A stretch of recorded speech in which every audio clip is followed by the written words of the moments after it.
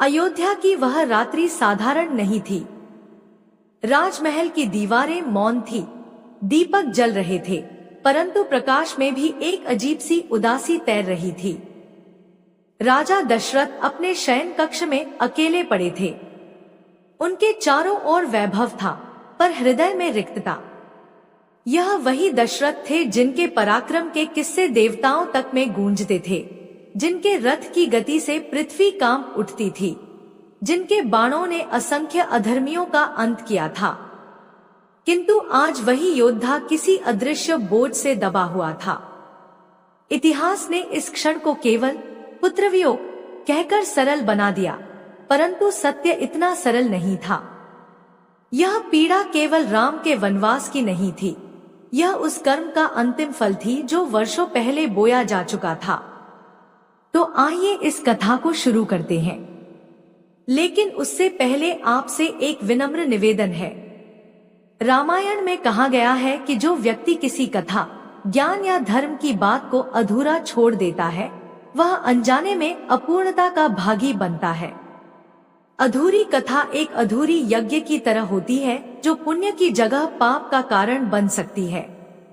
इसलिए मेरे प्रिय मित्रों, इस कथा को अंत तक सुने और कमेंट में जय श्री राम जरूर लिखें। राजा दशरथ का जीवन केवल 4 पुत्रों की कथा नहीं था, वह अनेक यज्ञों, युद्धों और निर्णयों की श्रृंखला था। युवावस्था में दशरथ का नाम शब्दभेदी बाण चलाने वाले महारथियों में लिया जाता था। वे अंधकार में भी लक्ष्य भेद सकते थे। यही विद्या एक दिन उनके जीवन का सबसे बड़ा अभिशाप बन गई। वह वन, वह शांत वातावरण, वह जल की ध्वनि, सब कुछ आज भी दशरथ के अंतर्मन में जीवित था। जब उन्होंने जल भरने की आवाज सुनी और उसे किसी पशु की उपस्थिति समझकर बाण चला दिया, तब उन्हें ज्ञात नहीं था कि उस बाण के साथ उनका भविष्य भी निकल चुका है। वह कोई पशु नहीं, बल्कि श्रवण कुमार था, अपने अंधे माता पिता को कंधों पर बिठाकर तीर्थ यात्रा कराने वाला एक तपस्वी पुत्र। जब सत्य सामने आया तो समय जैसे थम गया। श्रवण कुमार के माता पिता का विलाप केवल शोक नहीं था, वह ब्रह्मांड की चेतावनी था। उन्होंने जो शब्द कहे वे साधारण शाप नहीं थे, वे धर्म के नियम की घोषणा थे। उन्होंने कहा कि जिस प्रकार उन्होंने पुत्र वियोग का कष्ट भोगा है, उसी प्रकार दशरथ भी अपने प्रिय पुत्र से बिछुड़कर प्राण त्यागेंगे। उस क्षण दशरथ ने क्षमा मांगी, विलाप किया, अपने राज्य तक अर्पित करने को तैयार हो गए, परंतु कर्म का विधान अटल था। शाप तुरंत फलित नहीं हुआ, क्योंकि समय अभी शेष था। कर्म बीज की तरह बोया जा चुका था, जिसे फलने के लिए उचित ऋतु की प्रतीक्षा थी। वर्ष बीतते गए। दशरथ ने राज्य संभाला, युद्ध जीते, देवताओं की सहायता की, यज्ञ किए, परंतु वह शाप कहीं उनके जीवन के किसी कोने में मौन बैठा रहा। पुत्र प्राप्ति के लिए किया गया पुत्रेष्टि यज्ञ केवल वंश चलाने का साधन नहीं था, वह उस शाप से मुक्ति की एक आशा भी थी। जब राम का जन्म हुआ तो दशरथ ने पहली बार स्वयं को पूर्ण अनुभव किया। राम केवल पुत्र नहीं थे, वे दशरथ के जीवन का प्रकाश थे, उनके पापों पर पड़ा एक आच्छादन थे। दशरथ को लगने लगा कि शायद भाग्य ने उन्हें क्षमा कर दिया है, परंतु कर्म कभी मिटता नहीं, वह केवल अपना समय चुनता है। कैकेयी का वह वरदान, मंथरा के वे शब्द और राजसभा में हुआ वह निर्णय, ये सब घटनाएं संयोग नहीं थी। वे उस शाप के सूत्र थे जो धीरे धीरे एक गांठ बनकर खुलने वाले थे। राम का वनवास दशरथ की परीक्षा नहीं था, वह उनके कर्म की अंतिम घड़ी थी।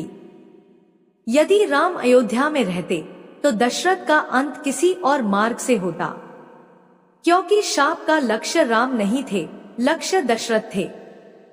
जिस रात राम वन जाने की तैयारी कर रहे थे, दशरथ के भीतर कुछ टूट चुका था। उन्होंने राम को नहीं रोका, क्योंकि भीतर कहीं उन्हें ज्ञात था कि यह टल नहीं सकता। यह केवल राजधर्म या वचन पालन नहीं था, यह कर्म के सामने समर्पण था। दशरथ के मुख से निकले शब्द केवल पिता के नहीं थे, वे एक अपराधी आत्मा के थे जो वर्षों से अपने किए का बोझ ढो रही थी। राम का जाना उस बोझ को असहनीय बना गया। वाल्मीकि रामायण संकेत देती है कि दशरथ की मृत्यु केवल शोक से नहीं हुई, अंतिम क्षणों में वे अतीत में चले गए। उन्हें श्रवण कुमार की आवाजें सुनाई दी, उन्हें वह वन, वह जल की ध्वनि, वह बाण फिर से दिखा। यह साधारण स्मृति नहीं थी, यह आत्मा का हिसाब था। मृत्यु से पहले आत्मा अपने कर्मों को स्वयं के सामने रखती है। दशरथ ने राम को पुकारा, पर उस पुकार में केवल पुत्र की चाह नहीं थी, उसमें क्षमा की याचना थी, उस अपराध के लिए जिसे समय ने ढक दिया था पर मिटाया नहीं था। इतिहास ने राम को दशरथ की मृत्यु का कारण मान लिया, क्योंकि मनुष्य सरल उत्तर चाहता है। किसी अदृश्य कर्म से अधिक आसान है किसी दृश्य घटना को दोष देना। परंतु राम तो धर्म के प्रतीक थे, वे किसी के पतन का कारण नहीं हो सकते। वे तो केवल माध्यम थे जिसके द्वारा ब्रह्मांड ने न्याय को पूर्ण किया। दशरथ की मृत्यु में राम की भूमिका वही थी जो सूर्यास्त में सूर्य की होती है। अंधकार का कारण सूर्य नहीं बल्कि पृथ्वी की गति होती है। यदि हम गहराई से देखें तो दशरथ की मृत्यु हमें यह सिखाती है कि धर्म केवल वर्तमान का आचरण नहीं है, वह अतीत का उत्तरदायित्व भी है। दशरथ ने जीवन में असंख्य पुण्य किए, परंतु एक अधर्म, चाहे अनजाने में ही क्यों न हो, अंत तक उनका पीछा करता रहा। यही रामायण का सबसे गूढ़ संदेश है कि राजा हो या ऋषि, देवता हो या मनुष्य, कर्म का नियम सब पर समान रूप से लागू होता है। इस कथा में राम दोषी नहीं है, नहीं कैकेयी पूर्णतः अपराधी है, नहीं मंथरा केवल खलनायिका है। वे सब उस नियति की कड़ियां हैं जो दशरथ के कर्म से जन्मी थी। दशरथ की मृत्यु हमें करुणा सिखाती है, पर उससे भी अधिक सावधानी सिखाती है कि हमारे आज के निर्णय चाहे कितने ही छोटे क्यों न लगे, भविष्य में किसी के जीवन की सबसे बड़ी घटना बन सकते हैं। जब अयोध्या ने अपने राजा को खोया, तब वह केवल एक वृद्ध सम्राट की मृत्यु नहीं थी, वह कर्म के न्याय का समापन था। दशरथ का प्राण राम के वियोग से नहीं निकला, वह उस शाप से मुक्त हुआ जो वर्षों से उनकी आत्मा को बांधे हुए था। राम का वनवास उस मुक्ति की कुंजी था, कारण नहीं। और इसलिए जब हम कहते हैं कि राजा दशरथ की मृत्यु राम के कारण हुई, तो हम रामायण के सत्य के साथ अन्याय करते हैं। वास्तविकता यह है कि राजा दशरथ की मृत्यु का कारण राम नहीं थे, वह कारण उनके अपने कर्म थे जो समय की प्रतीक्षा कर रहे थे और अंततः अपने नियत क्षण में फलित हुए। दशरथ की चेतना धीरे धीरे उस वर्तमान से हट रही थी जिसे लोग केवल राजा का अंतिम समय कहते हैं, परंतु आत्मा के लिए यह अंत नहीं था, यह एक यात्रा थी पीछे की ओर, उन क्षणों की ओर जिन्हें समय ने धुंधला कर दिया था पर कर्म ने सुरक्षित रखा था। उनके भीतर एक विचित्र शांति और पीड़ा एक साथ उठ रही थी। यह वही अवस्था थी जिसमें मनुष्य अपने जीवन को न्याय की दृष्टि से देखता है, न कि मोह की दृष्टि से। दशरथ को अब यह स्पष्ट दिख रहा था कि राम का वनवास केवल एक घटना नहीं था, वह उस श्राप का द्वार था जो वर्षों पहले बंद होकर बैठा था। दशरथ को स्मरण आया कि कितनी बार उन्होंने अपने जीवन में यह सोचा था कि उनका अपराध अनजाने में हुआ था, इसलिए शायद उसका प्रभाव भी हल्का होगा। पर कर्म अनजाने या जानबूझकर में भेद नहीं करता। कर्म केवल यह देखता है कि परिणाम क्या हुआ। श्रवण कुमार का वध भले ही अज्ञान में हुआ हो, पर उससे 2 जीवन टूट गए थे, 2 अंधे माता पिता जिनकी पूरी दुनिया एक पुत्र पर टिकी थी। दशरथ ने उस दिन केवल एक बाण नहीं चलाया था, उन्होंने 2 हृदयों को भी घायल किया था। वही घाव वर्षों तक समय के साथ रिश्ता रहा। राजा दशरथ को यह भी स्मरण आया कि उन्होंने उस श्राप के बाद कितनी बार धर्म का सहारा लिया था। उन्होंने यज्ञ किए, दान दिए, ब्राह्मणों की सेवा की, प्रजा के लिए न्याय किया। यह सब उन्होंने केवल राजा होने के कारण नहीं किया था, बल्कि भीतर कहीं यह इच्छा थी कि शायद पुण्य पाप को ढक देगा। परंतु धर्म ग्रंथ कहते हैं कि पुण्य और पाप अलग अलग खाते हैं। पुण्य पाप को काटता नहीं, वह केवल आत्मा को सहनशील बनाता है। दशरथ के साथ भी यही हुआ। पुण्य ने उन्हें इतना सामर्थ्य दिया कि वे उस श्राप को सह सकें, पर उसे मिटा नहीं सका। राम के जन्म के बाद दशरथ को पहली बार लगा कि उनका जीवन पूर्ण हो गया है। राम में उन्हें केवल पुत्र नहीं दिखता था, उन्हें अपना उद्धार दिखता था। राम का तेज, उनका संयम, उनका धर्म, यह सब दशरथ के लिए किसी तपस्या के फल जैसा था।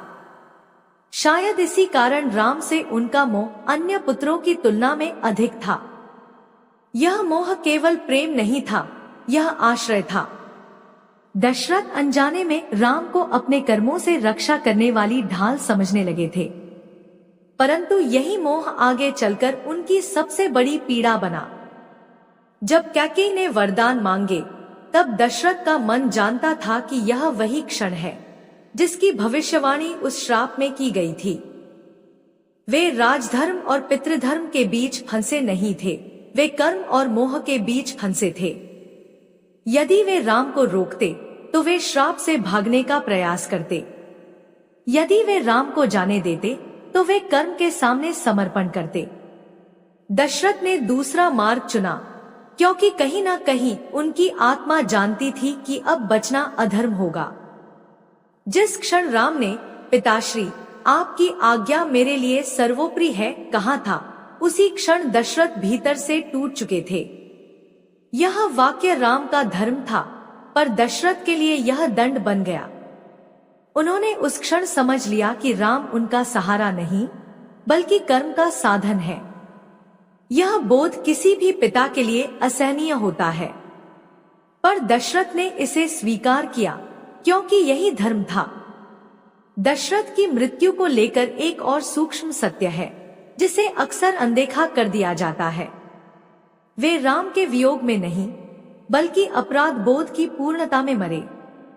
वियोग केवल उस अपराध बोध को जागृत करने वाला तत्व था। जब राम सामने रहते तो दशरथ अपने भीतर की उस गलती को दबाए रखते। राम के जाते ही वह गलती पूरी शक्ति से सामने आ गई।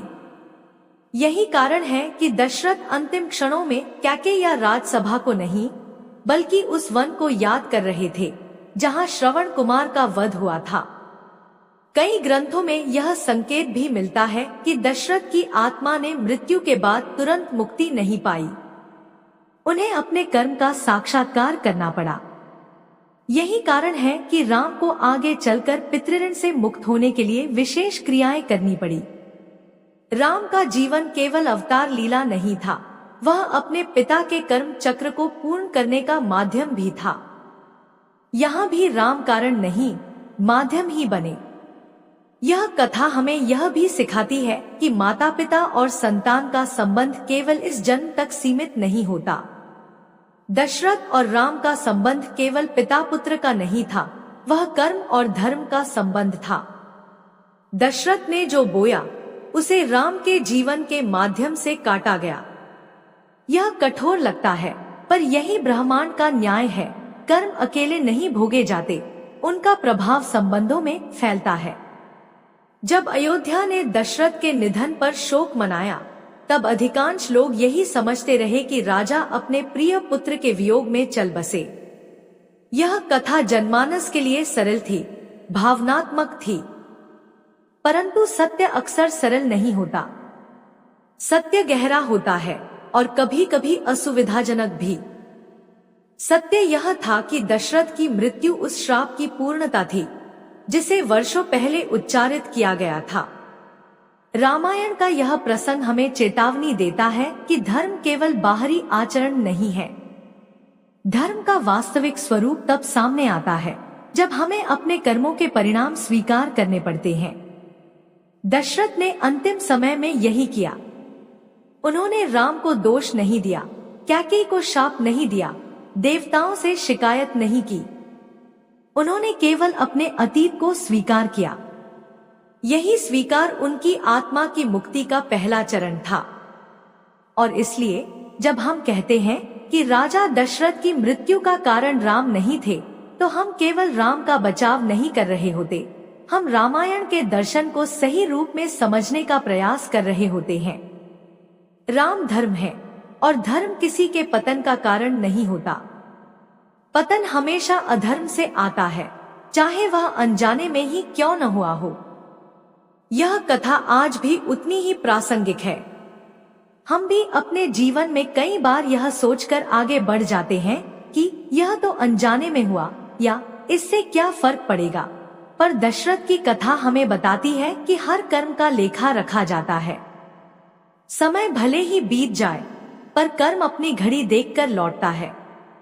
अंततः राजा दशरथ की मृत्यु एक शोकांत नहीं, बल्कि एक चेतावनी है। यह हमें सिखाती है कि प्रेम, मोह और धर्म के बीच संतुलन कितना आवश्यक है। यह भी सिखाती है कि संतान कभी भी माता पिता के कर्मों की जिम्मेदार नहीं होती, पर कभी कभी कर्मों की पूर्णता का माध्यम बन जाती है। और यही इस कथा का सबसे बड़ा रहस्य है। राम दशरथ की मृत्यु का कारण नहीं थे। राम उस सत्य का द्वार थे जिससे होकर दशरथ को अपने कर्मों का अंतिम फल प्राप्त हुआ। जब राजा दशरथ की श्वासें अंतिम बार टूट रही थी, तब वह केवल एक देह का अंत नहीं था, वह एक युग का समापन था। एक ऐसे राजा का अंत जिसने जीवन भर धर्म को पकड़े रखा, पर एक क्षण के अधर्म को कभी भूल नहीं पाया। उस समय दशरथ के मन में अयोध्या नहीं थी, सिंहासन नहीं था, यहाँ तक कि कैकेयी भी नहीं थी। उनके भीतर केवल वही वन था, वही मौन, वही जल की ध्वनि और वही बाण जो कभी लौटकर नहीं आया। यह स्मृति नहीं थी, यह आत्मा का न्यायालय था, जहाँ कोई वकील नहीं होता, कोई बहाना नहीं चलता। यह भी एक गूढ़ तथ्य है कि दशरथ की मृत्यु के बाद अयोध्या में जो शोक फैला, वह केवल एक राजा के लिए नहीं था, बल्कि उस भ्रम के टूटने के लिए था जिसमें लोग यह मान बैठे थे कि धर्म करने से कर्म निष्फल हो जाता है। प्रिय दर्शकों, अगर वीडियो में यहाँ तक पहुँच गए हैं, तो वीडियो को लाइक और कमेंट में जय श्री राम लिखकर चैनल को अवश्य सब्सक्राइब करके अपना प्यार अवश्य दें, क्योंकि आपके एक लाइक से हमें बहुत प्रेरणा मिलती है। दशरथ ने यह भ्रम अपने जीवन से तोड़ा। उन्होंने दिखा दिया कि धर्म हमें कर्म से बचाता नहीं, बल्कि कर्म को सहने की शक्ति देता है। यही कारण था कि वे श्राप के बावजूद वर्षों तक जीवित रहे, राज्य चलाया, पुत्रों को बड़ा किया। पर अंततः जब कर्म ने अपना द्वार खटखटाया, तब धर्म भी केवल साक्षी बनकर खड़ा रहा। राम के जीवन को यदि गहराई से देखा जाए, तो यह स्पष्ट होता है कि वे जहां भी गए, वहां किसी न किसी पुराने कर्म का समापन हुआ। अहिल्या का उद्धार, शबरी की प्रतीक्षा, जटायु की मुक्ति, ये सब किसी न किसी अधूरे कर्म की पूर्णता थे। उसी क्रम में दशरथ की मृत्यु भी आती है। राम यहाँ भी उद्धारक थे, विनाशक नहीं। उन्होंने अपने पिता को मृत्यु नहीं दी, उन्होंने उन्हें कर्म बंधन से मुक्त होने का मार्ग दिया। बहुत कम लोग यह सोचते हैं कि यदि राम वनवास न जाते तो दशरथ जीवित रहते, पर यह एक अधूरी सोच है। यदि राम वनवास न जाते तो श्राप किसी और रूप में प्रकट होता। संभव है दशरथ किसी युद्ध में मारे जाते, संभव है किसी रोग से या किसी अन्य पुत्र से वियोग में। क्योंकि कर्म को फल देना था, रूप केवल बदल सकता था। इसलिए राम को दोष देना वास्तव में कर्म सिद्धांत को नकारना है। दशरथ की कथा हमें यह भी बताती है कि माता पिता का प्रेम जितना पवित्र होता है, उतना ही खतरनाक भी हो सकता है यदि उसमें मोह प्रवेश कर जाए। दशरथ का राम से प्रेम धर्म सम्मत था, पर उसमें एक भय भी छिपा था, अपने अतीत से। वे राम को अपने पापों की क्षतिपूर्ति समझ बैठे थे। यही वह बिंदु था जहां प्रेम और अपेक्षा का संतुलन बिगड़ा। राम ने कभी अपने पिता को यह भ्रम नहीं दिया, पर दशरथ ने स्वयं यह बोझ राम पर रख लिया। कैकेयी की भूमिका भी यहाँ नए अर्थ में सामने आती है। इतिहास ने उन्हें खलनायिका बना दिया, पर वास्तव में वे भी उसी कर्मचक्र का उपकरण थी। यदि कैकेयी वरदान न मांगती तो कोई और कारण बनता, क्योंकि नियति किसी एक व्यक्ति पर निर्भर नहीं होती। मंथरा, कैकेयी, सभा, वरदान, ये सब उस ताले की चाबियां थी जिसे दशरथ ने स्वयं वर्षों पहले बंद किया था। रामायण का यह प्रसंग हमें यह भी सिखाता है कि सत्य अक्सर लोकप्रिय कथाओं से अलग होता है। लोकप्रिय कथा कहती है कि दशरथ रामवियोग में मर गए, पर गूढ़ सत्य कहता है कि दशरथ अपने ही कर्मवियोग में मरे, उस कर्म से जिससे वे कभी मुक्त नहीं हो पाए। राम का वियोग केवल उस सत्य को सामने लाने वाला क्षण था। जब राम ने आगे चलकर अपने पिता का श्राद्ध किया तो वह केवल पुत्र धर्म नहीं था, वह उस कर्म का सम्मान था जिसने दशरथ को यहाँ तक पहुँचाया। राम ने कभी अपने पिता के अतीत को नकारा नहीं, न ही उसे दोष बनाया। उन्होंने उसे स्वीकार किया। यही कारण है कि राम का चरित्र इतना विराट है। वे केवल आदर्श पुत्र नहीं, कर्म दर्शन के जीवंत प्रतीक हैं। आज भी जब यह कथा सुनी जाती है तो मन में एक प्रश्न उठता है, क्या दशरथ को क्षमा मिली? शास्त्र संकेत देते हैं कि हाँ, क्योंकि उन्होंने अंतिम समय में अपने कर्म को स्वीकार किया। स्वीकार ही मुक्ति का पहला द्वार है। जो अपने कर्म को पहचान लेता है वही उससे आगे बढ़ पाता है। दशरथ की मृत्यु इसी स्वीकार का परिणाम थी। इस पूरी कथा का सबसे बड़ा रहस्य यही है कि यहाँ कोई खलनायक नहीं है, न राम, न कैकेयी, न मंथरा। केवल कर्म है और कर्म का न्याय। यही रामायण को साधारण कथा से ऊपर उठाकर जीवन दर्शन बना देता है। और इसलिए जब हम यह कहते हैं कि राजा दशरथ की मृत्यु का कारण राम नहीं थे, तो यह केवल एक वाक्य नहीं बल्कि एक चेतावनी है।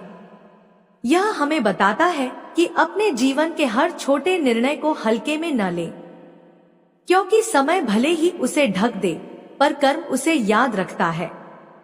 दशरथ की मृत्यु हमें डराने के लिए नहीं है बल्कि जगाने के लिए है।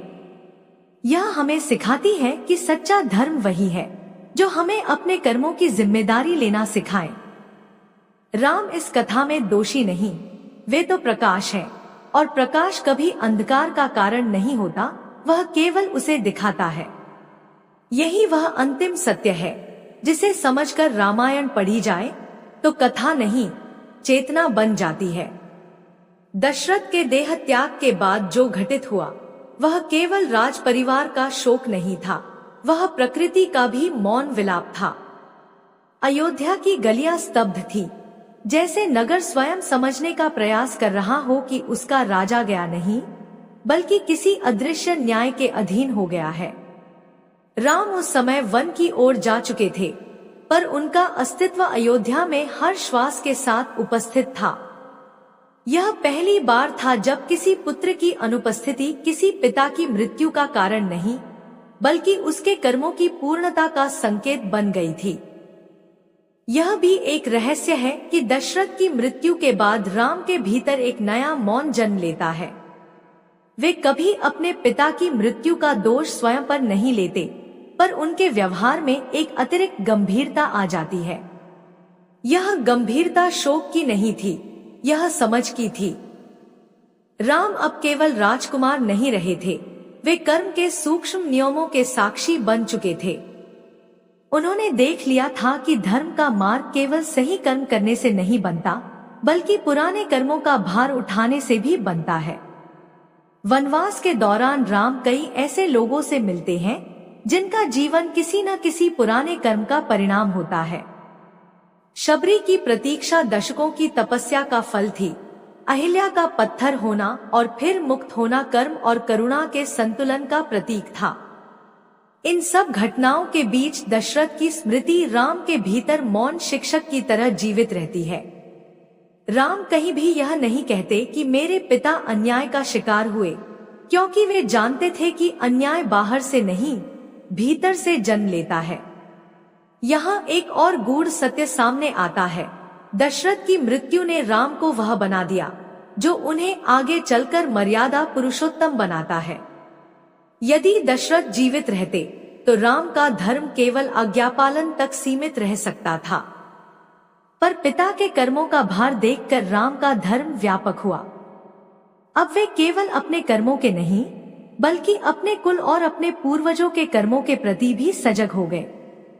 कई शास्त्रों में यह संकेत मिलता है कि राम का प्रत्येक निर्णय, चाहे वह वन में रहना हो, चाहे सुग्रीव से मित्रता या विभीषण को शरण देना, सब में कर्म दर्शन की गहरी समझ दिखाई देती है।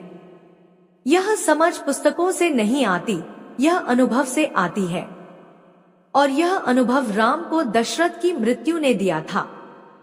यह कहना अतिशयोक्ति नहीं होगी कि दशरथ का अंत राम के धर्म का विस्तार बन गया। यदि हम दशरथ की आत्मा की दृष्टि से देखें तो उनकी मृत्यु दंड नहीं, बल्कि पूर्णता थी। उन्होंने जिस कर्म को वर्षों तक ढोया, उससे वे मुक्त हुए। शाप का उद्देश्य प्रतिशोध नहीं था, बल्कि बोध था। श्रवण कुमार के माता पिता ने जो कहा था वह क्रोध नहीं था, वह संतुलन की घोषणा थी। दशरथ ने उस संतुलन को स्वीकार किया, और यही स्वीकार उनकी आत्मा को आगे बढ़ने की अनुमति देता है। यह भी ध्यान देने योग्य है कि दशरथ की कथा रामायण में बहुत लंबी नहीं है, पर उसका प्रभाव अत्यंत गहरा है। जैसे कोई बीज मिट्टी में दबा हो, दिखाई कम देता है, पर पूरा वृक्ष उसी से जन्म लेता है। दशरथ का अपराध, उनका पश्चाताप, उनका प्रेम और उनका अंत, ये सब रामायण की नींव है। यदि यह नींव न होती तो राम का आदर्श भी उतना विराट न होता। आज के समय में यह कथा और भी अर्थपूर्ण हो जाती है। हम भी कई बार अपने निर्णयों को यह सोचकर टाल देते हैं कि समय सब ठीक कर देगा, पर दशरथ की कथा बताती है कि समय केवल अवसर देता है, निर्णय नहीं बदलता। निर्णय बदलने का अधिकार केवल चेतना को होता है। दशरथ की चेतना ने अंतिम क्षणों में यह स्वीकार किया कि राम उनके पतन का कारण नहीं, बल्कि उनके उद्धार का माध्यम थे। और यही वह बिंदु है जहां यह कथा केवल पौराणिक नहीं रहती, वह मानवीय बन जाती है। यह हमें बताती है कि हमें अपने जीवन की जिम्मेदारी किसी और पर नहीं डालनी चाहिए, न संतान पर, न परिस्थिति पर, न भाग्य पर, क्योंकि अंततः हमारे कर्म ही हमारे सबसे निकट होते हैं। राम ने कभी अपने पिता की मृत्यु को अपने जीवन का बोझ नहीं बनाया, उन्होंने उसे अपना दायित्व बनाया। यही अंतर है बोझ और दायित्व में। बोझ तो तोड़ देता है, पर दायित्व गढ़ता है। राम गढ़े गए दशरथ के कर्मों की आग में तपकर।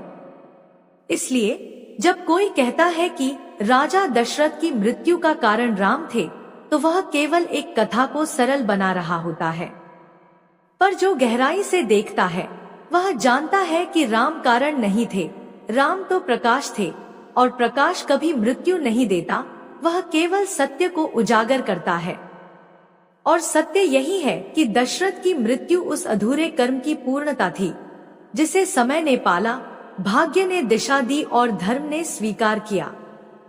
समय आगे बढ़ता गया, पर दशरथ की कथा समाप्त नहीं हुई।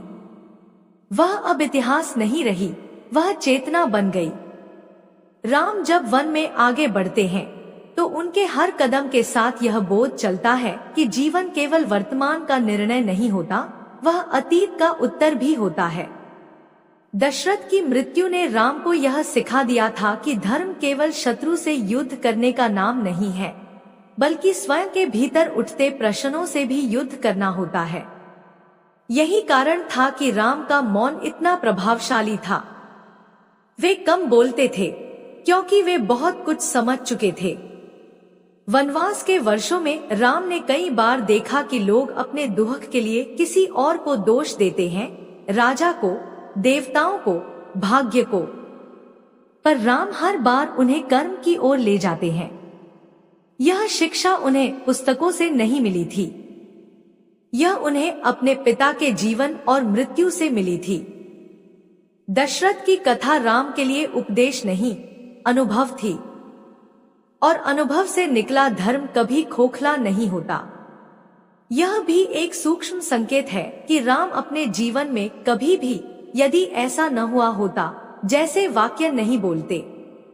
न वे कहते हैं कि यदि पिता जीवित होते तो यह न होता, न वे कहते हैं कि यदि वनवास न मिला होता, क्योंकि राम समझ चुके थे कि यदि कर्म के नियम में कोई स्थान नहीं रखता, जो हुआ वही होना था, और जो होना था उसी को धर्म पूर्वक जीना ही जीवन है।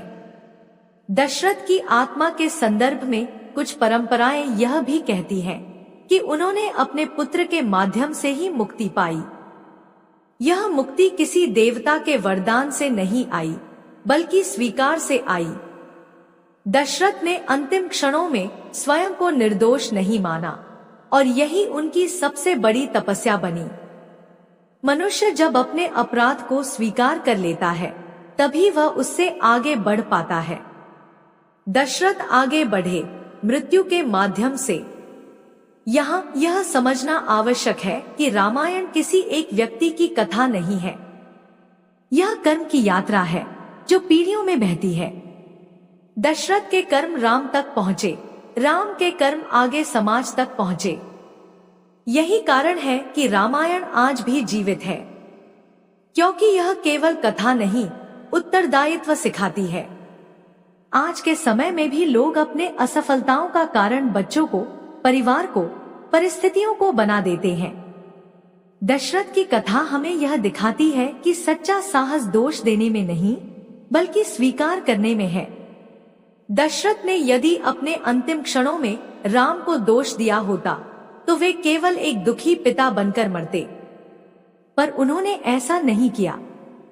वे एक जागृत आत्मा बनकर गए, और शायद यही कारण है कि राम ने आगे चलकर कभी अपने जीवन को व्यक्तिगत सुख तक सीमित नहीं रखा। उन्होंने राज्य, प्रजा और धर्म को अपने ऊपर रखा। उन्होंने यह समझ लिया था कि एक व्यक्ति का कर्म केवल उसी को नहीं, पूरे समाज को प्रभावित करता है। यह समझ उन्हें दशरथ की कथा से मिली थी। जब अयोध्या में राम का राज्याभिषेक हुआ, तब उस सिंहासन पर केवल राम नहीं बैठे थे, वहां दशरथ की अधूरी कथा भी पूर्ण हुई। वह राजा जिसने कभी एक अनजाने कर्म से अपने भाग्य की दिशा बदल दी थी, अब उसी वंश में एक ऐसे राजा के रूप में पूर्ण हुआ जिसने हर कर्म को जागरूकता के साथ जिया। इसलिए यदि कोई यह कहता है कि राजा दशरथ की मृत्यु का कारण राम थे, तो वह केवल सतह को देख रहा है। गहराई में उतरने पर दिखाई देता है कि राम तो उस आईने की तरह थे जिसमें दशरथ को अपना पूरा जीवन दिख गया। और जब मनुष्य स्वयं को पूरी तरह देख लेता है, तो उसके लिए देह का बोझ उठाना आवश्यक नहीं रह जाता। यही इस कथा का अंतिम रहस्य है। मृत्यु यहाँ हार नहीं थी, वह बोध थी। दशरथ पराजित नहीं हुए, वे मुक्त हुए। और राम दोषी नहीं थे, वे साक्षी थे। रामायण हमें इसी बिंदु पर छोड़ती है, एक ऐसे सत्य के साथ जिसे समझना आसान नहीं, पर स्वीकार करना आवश्यक है कि हमारे जीवन में जो कुछ भी घटित होता है, उसके पीछे कोई एक व्यक्ति नहीं होता। उसके पीछे हमारे अपने कर्म होते हैं, जो समय, परिस्थिति और संबंधों के माध्यम से स्वयं को प्रकट करते हैं। और इसलिए इस कथा का अंतिम निष्कर्ष यही है, राजा दशरथ की मृत्यु का कारण राम नहीं थे, वह कारण उनका अपना कर्म था, और राम उस कर्म के न्याय का शांत, उज्जवल प्रकाश थे। दोस्तों, यह कथा आपको कैसी लगी? क्या इस पहेली का जवाब आपके लिए संतोषजनक रहा? अपने विचार हमें जरूर बताएं। प्रिय दर्शकों, कथा को यही विराम देते हैं। अगर आप भी मेरी तरह भगवान श्री राम के सच्चे भक्त हैं, तो कमेंट बॉक्स में जय श्री राम लिखकर वीडियो को लाइक और हमारे चैनल भक्तिफ्लो 51 को सब्सक्राइब करना ना भूलें। जय श्री राम।